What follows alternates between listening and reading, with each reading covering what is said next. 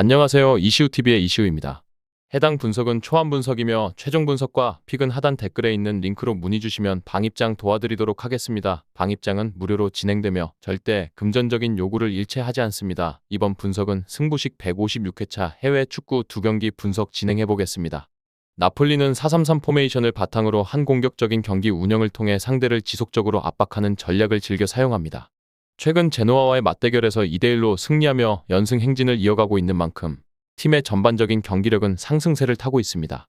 이번 시즌 크바라츠헬리아와 루카쿠의 활약은 나폴리 공격의 중심축을 이루고 있으며 이들의 역할은 단순히 골을 넣는데 그치지 않고 경기 전반에 걸쳐 상대 수비를 흔드는데 큰 기여를 하고 있습니다. 크바라츠헬리아는 뛰어난 개인 기술과 창의성을 바탕으로 경기의 흐름을 유리하게 이끌며 찬스를 창출하는 데 능하고 루카쿠는 강력한 피지컬과 정확한 마무리 능력으로 결정적인 순간마다 팀의 득점을 안겨주는 역할을 합니다. 중원에서는 앙귀사와 로보트카가 공격과 수비를 매끄럽게 연결하며 경기의 템포를 조율하고 있습니다. 이들은 상대의 압박을 뚫는 유연한 패스와 적절한 위치 선정으로 공수 전환에서 핵심적인 역할을 수행하며 팀의 경기력 안정화에 기여하고 있습니다. 그러나 수비진에서는 측면 공중볼 처리 능력에서 약점이 드러나고 있으며 이는 상대팀의 세트피스나 빠른 측면 돌파를 막아내는데 걸림돌로 작용할 가능성이 있습니다. 홈 경기에서는 나폴리가 강력한 팬들의 성원과 함께 더욱 자신감 있는 플레이를 펼칠 것으로 기대되며 초반부터 강도 높은 압박과 빠른 전환 플레이를 통해 경기를 주도할 가능성이 높습니다. 한편 베네치아는 주로 안정적인 수비와 빠른 역습에 초점을 맞추는 전략을 선호하지만 최근 스보보다의 부재로 인해 수비의 조직력에서 허점이 나타나고 있습니다. 베네치아는 최근 칼리아리전에서 2대1 승리를 거두며 반등의 기회를 잡았으나 팀 전체적인 수비 안정성은 여전히 의문점으로 남아 있습니다. 공격에서는 포얀팔로가 팀의 최전방에서 활약하며 날카로운 움직임과 뛰어난 득점 본능으로 상대 골문을 위협하고 있지만 이는 베네치아가 제한된 공격 기회를 최대한 활용해야 하는 부담을 지고 있다는 것을 의미하기도 합니다. 중원의 오리스타니오와 부시오는 창의적인 패스와 경기 조율 능력으로 팀의 역습 전개를 돕고 있지만 나폴리처럼 압박이 강한 팀을 상대로는 효율적인 공격을 이어가는데 어려움을 겪을 가능성이 있습니다. 특히 베네치아의 측면 수비진은 복귀 속도가 느리고 전환 상황에서의 대처 능력이 부족해 나폴리의 빠른 측면 돌파와 연속적인 공격을 막아내기 어려울 것으로 보입니다. 따라서 베네치아는 상대적으로 낮은 라인을 유지하며 롱볼을 활용한 역습과 포얀팔로의 개인 능력에 의존해 득점을 노릴 가능성이 큽니다.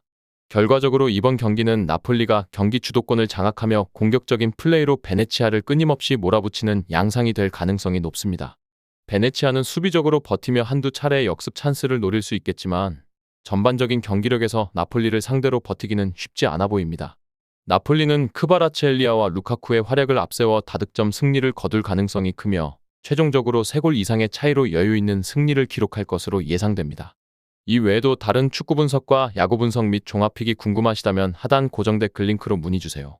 레스터시티는 최근 4-2-3-1 포메이션을 기반으로 경기를 운영하며 창의적인 중원 플레이를 통해 경기를 풀어가려 노력하고 있습니다. 그러나 이러한 전술적 시도가 경기 결과로 이어지지 못하면서 팀은 연패에서 벗어나지 못하고 있습니다. 특히 팀의 베테랑 공격수인 바디는 여전히 날카로운 득점력을 자랑하지만 팀 전체의 전술적 연결이 부재한 상황에서 고립된 채 공격 기회를 충분히 살리지 못하고 있습니다. 공격진과 중원의 연계 부족은 결정적인 순간마다 효과적인 득점 기회를 만들지 못하게 하며 이는 경기력 부진으로 직결되고 있습니다. 중원에서는 핵심적인 역할을 담당하던 은디디와 페레이라가 부상으로 결장하면서 공수 전환 속도와 체력적인 안정감이 크게 저하되었습니다. 이로 인해 수비진의 부담이 가중되었고 상대의 빠른 공격 전개에 대한 대처가 미흡한 모습이 이어지고 있습니다. 레스터는 지난 리버풀과의 경기에서 1대3으로 패배하며 수비적인 취약점을 여실히 드러냈습니다. 상대의 강한 압박을 효과적으로 극복하지 못하고 실수를 반복하며 수비 라인이 무너지고 상대에게 많은 득점 기회를 내주는 장면이 이어졌습니다. 특히 측면과 뒷공간에서의 약점은 상대 팀들에게 끊임없이 노출되며 현재 팀이 리그 하위권에 머무는 주요 원인으로 지목되고 있습니다. 반면 맨체스터 시티는 특유의 3-2-4-1 포메이션을 바탕으로 공수의 균형을 유지하며 높은 점유율을 통해 경기를 지배하는 데 초점을 맞추고 있습니다. 홀란드는 시티의 공격에서 핵심적인 역할을 담당하며 뛰어난 골 결정력과 박스 안에서의 움직임으로 상대 수비를 압박하고 있습니다. 그의 제공권과 강력한 피지컬은 레스터와 같은 수비 조직력이 약한 팀에게 특히 위협적으로 작용할 가능성이 높습니다. 또한 도쿠는 측면에서 스피드를 활용한 돌파와 창의적인 공격 시도로 팀 공격에 활력을 더하고 있으며 상대 수비를 넓게 벌리며 공간을 만들어내는데 중요한 역할을 하고 있습니다. 중원의 핵심인데 브라이너는 날카로운 패스와 창의적인 경기 조율로 시티의 공격 전개를 이끌고 있지만 그의 활동에 지나치게 의존하는 점은 팀의 전술적 다양성을 저하시킬 위험을 내포하고 있습니다. 그 외 미드필더들은 상대의 압박에 대응하는 데 다소 어려움을 겪고 있으며 공수 전환에서 속도와 정확성을 개선할 필요성이 있습니다. 또한 디아스와 아케의 부재는 수비 라인의 안정감을 떨어뜨리며 상대의 빠른 역습에 취약한 모습을 종종 노출시키고 있습니다.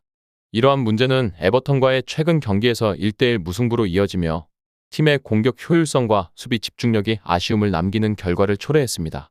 이번 경기에서 레스터는 홈 이점을 최대한 활용하며 보다 적극적인 경기 운영을 시도할 것으로 보입니다. 특히 중원에서의 점유율을 높여 경기를 주도하려는 모습을 보일 가능성이 큽니다. 그러나 레스터의 수비 조직력 부재와 체력적인 약점은 맨체스터 시티의 다양한 공격 패턴을 막아내기 어렵게 만들 것으로 보입니다. 도쿠의 날카로운 측면 돌파와 홀란드의 박스 안에서의 움직임은 레스터 수비진에게 상당한 부담으로 작용할 전망이며 이는 시티가 지속적으로 공격의 흐름을 유지하고 찬스를 만들어가는 기반이 될 것입니다. 반면 맨체스터 시티는 높은 점유율을 바탕으로 경기를 지배하며 레스터의 약점을 공략할 것으로 예상됩니다. 수비에서 몇 가지 약점을 보이고 있지만 상대적으로 더 탄탄한 전력을 바탕으로 레스터를 압도할 가능성이 큽니다. 다만 최근 득점력이 완벽하지 않다는 점에서 시티 역시 대량 득점보다는 점진적으로 경기의 주도권을 가져가며 승리를 노릴 것으로 보입니다. 레스터는 간헐적인 역습으로 맨체스터 시티의 뒷공간을 노리며 몇 차례 위협적인 상황을 만들어낼 수 있겠지만 전반적인 경기 내용에서는 맨체스터 시티가 압도적으로 우위를 점하며 경기를 마무리할 가능성이 높습니다. 끝으로 정확한 배당 변동에 따른 실시간 추적과 최종 예측은 배팅 마감 직전까지 이루어져야 합니다. 위 부분을 참고하는 배팅이 아닌 더 근시적인 결과는 배당률 흐름의 변화 및 경기 시작 전 결장자 정보에 따라 변동될 수 있습니다. 함께 배팅으로 더 효율적인 승률을 만들고자 만들어낸 채널입니다. 모든 경기를 영상에 담아내기엔 한계가 있습니다. 이 외 다른 경기들의 정보와 결과 예측 및 더 많은 도움이 필요하시다면 분석방으로 언제든지 연락주세요. 최선을 다해 보이겠습니다.